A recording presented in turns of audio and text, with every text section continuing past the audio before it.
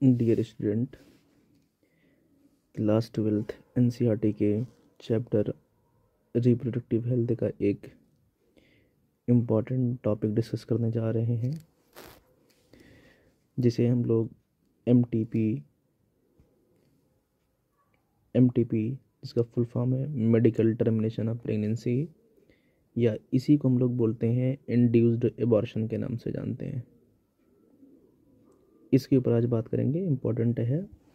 और इसमें समझते हैं कि आरएमपी क्या होते हैं। अक्सर जब मैं लोगों से पूछता हूँ कि आरएमपी के बारे में पढ़ा है, तो वो कहते हैं कि एनसीईआरटी में लिखा नहीं गया, जबकि इसके बारे में बताया गया कि आरएमपी क्या होता है। ठीक, आरएमपी का पूरा नाम होता है रजिस्टर्ड मेडिकल प्रैक्टिशनर कह देते हैं।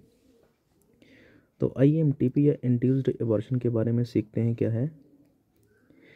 पहली चीज़ एमटीपी क्या है। एक तरीके से ये टर्मिनेशन होता है प्रेगनेंसी का, कब?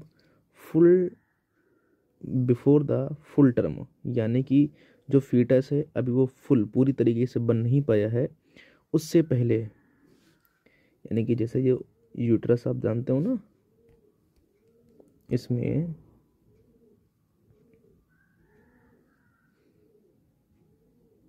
से बनाते हैं ये, तो ये मान के चलो कि यहाँ पे फीटस ग्रो कर रहा है ये, और अभी ये फुल कंडीशन में नहीं आया है, मतलब मेच्योर नहीं पाया फुल्ली तरीके से। उससे पहले इसको इंटेंशनली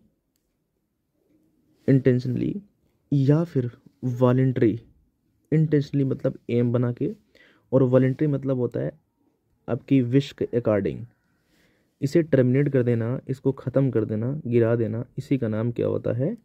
एमटीपी कह देते हैं। एमटीपी के लिए डेटा दिया गया है कि पूरे साल में लगभग 45 से लेकर 50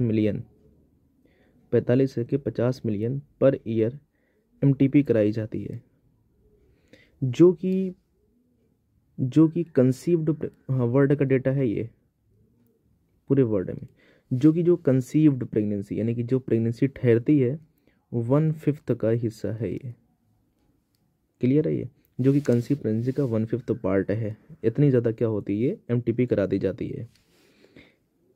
ये जो एमटीपी है, इस एमटीपी को लीगल माना जाए या ये इलीगल है, ये एक डिबेट का चर्चा बना, ये एक बहस का चर्चा बना, क्योंकि एमटीपी के साथ बहुत सी चीज़ें कनेक्ट हैं। जैसे एमटीपी के साथ ethical, emotional, social and religious, इन सब चीज़ों के कनेक्ट होने की वजह से एमटीपी क्या था, एक चर्चे का विषय बना। फिर भी इंडिया एक ऐसी पहली कंट्री है जिसने 1971 में इस एमटीपी को क्या माना, लीगल माना। अब लीगल यूं ही नहीं, कुछ स्ट्रिक्ट कंडीशन में एमटीपी को लीगल माना गया। तो वो स्ट्रिक्ट कंडीशन क्या है आपको दिखाते हैं। पहली चीज़ यहाँ पे देखिए, अगर प्रेगनेंसी हो रही है, pregnancy due to rape case, तब आप एमटीपी करा सकते हो। या फेलियर ऑफ कॉन्ट्रासेप्टिव, आप कोई कॉन्ट्रासेप्टिव यूज़ कर रहे थे, वो फेल हो गया तब। और जब प्रेगनेंसी हार्मफुल हो बच्चे के लिए, माँ के लिए, फीटस के लिए, या दोनों के लिए, तब हम करा सकते हैं। यहाँ पे मैंने कुछ, जैसे क्या खतरा हो सकता है, मदर को प्रेगनेंसी के टाइम क्या होता है, बीपी का बढ़ जाना, है ना, दौरे पड़ना जिसे सेज्योर कहते हैं, ये सारी चीज़ें होती हैं, ईटीसी। और इस दौरे पड़ने को हम लोग मेडिकल टर्म में एक टर्म के नाम से जानते हैं, इसे प्रीक्लैम्सिया या एक्लैम्सिया के नाम से जानते हैं। तो pregnancy due to rape case, failure of contraceptive, बच्चे को या माँ को या दोनों को जान का खतरा हो, या कैसा हो, कैजुअल अनप्रोटेक्टिव इंटरकोर्स हुआ हो। यानी कैजुअल अनप्रोटेक्टिव इंटरकोर्स का मतलब एक ऐसा रिलेशन जो सीरियस ना हो, ठीक है ना, इसे रिलैक्स अप्रोच कहते हैं। तो इन 4 कंडीशन में इंडिया ने एमटीपी को लीगल माना। लेकिन फिर क्या होगा कि इसमें से जो दूसरा पॉइंट था, ये फेलियर ऑफ कॉन्ट्रासेप्टिव, और जो चौथा पॉइंट था, इस दूसरे एंड चौथे पॉइंट का काफ़ी ज़्यादा मिसयूज़ होने लग गया। तो फिर एमटीपी एक्ट आया 2017 में, और इस एमटीपी एक्ट में कुछ अमेंडमेंट किया गया, संशोधन किया गया कि हम एमटीपी को सिर्फ वो 2 ग्राउंड लीगल मानेंगे, 2 ग्राउंड कंडीशन में क्या करेंगे, लीगल मानेंगे। पहला ये है कि अगर एमटीपी जो है शुरुआत के 3 महीने की है, फर्स्ट ट्राइमेस्टर शुरुआत 3 महीने की है, ठीक है ना, तो उसमें जो चौथा पॉइंट होगा इसको रिलेवेंट माना जाएगा। क्या लिखा कि फर्स्ट ट्राइमेस्टर में जो चौथे पॉइंट को वैल्यू देकर एमटीपी को लीगलाइज कर देंगे, है ना, और इसके लिए एक डॉक्टर की ज़रूरत पड़ेगी, एक रजिस्टर्ड मेडिकल प्रैक्टिशनर की ज़रूरत पड़ती है। ये रजिस्टर्ड मेडिकल प्रैक्टिशनर कौन होते हैं?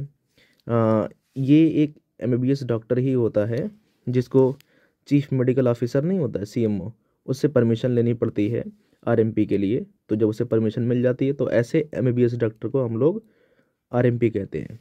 और दूसरी चीज़ क्या है, अगर ये प्रेगनेंसी 1 महीना फर्स्ट ट्राइमेस्टर की बात की तो 3 महीने, अगर 3 महीने से ज़्यादा की हो गई है, यानी कि वो प्रेगनेंसी सेकंड ट्राइमेस्टर की हो गई है, तो इस केस में जो दूसरा पॉइंट है ये वाला, ये तीसरा पॉइंट जो दिया गया है, अगर प्रेगनेंसी हार्मफुल हो मदर के लिए, फीटस के लिए, दोनों के लिए, क्या लिखा है, तो हम बोलेंगे कि हाँ लीगलाइज हो सकती है।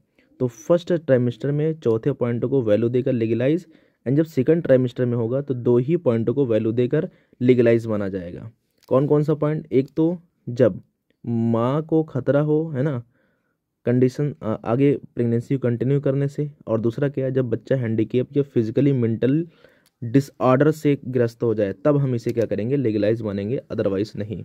और अगर वो प्रेगनेंसी थर्ड ट्राइमेस्टर तक पहुंच गई है तो किसी भी केस में आप एमटीपी नहीं करा सकते हो, चाहे प्रेगनेंसी रेप केस से ही ठहरी क्यों ना हो। तो ये था एमटीपी के बारे में। और आपको बता दें कि जो most of the MTP perform की जाती है वो इलीगल एंड अनक्वालिफाइड क्वैक्स, जो झोला छाप डॉक्टर होते हैं, उनके द्वारा की जाती है, जो कि अनसेफ है। और इस एमनियोसेंटेसिस की एक टेक्निक भी आपने पढ़ा था, इसमें क्या हुआ, फीमेल फेटिसाइड भी हुआ है, और इस टेक्निक का काफ़ी ज़्यादा मिसयूज़ भी हुआ है। तो इतनी चीज़ें किसको लेके है, एमटीपी को लेके। छोटा सा टॉपिक था और हमने यहाँ पे आपका 7 से 8 मिनट के अंदर एमटीपी कंप्लीट कर दिया। पढ़ लीजिएगा, यहीं से क्वेश्चन बन जाएगा आपका।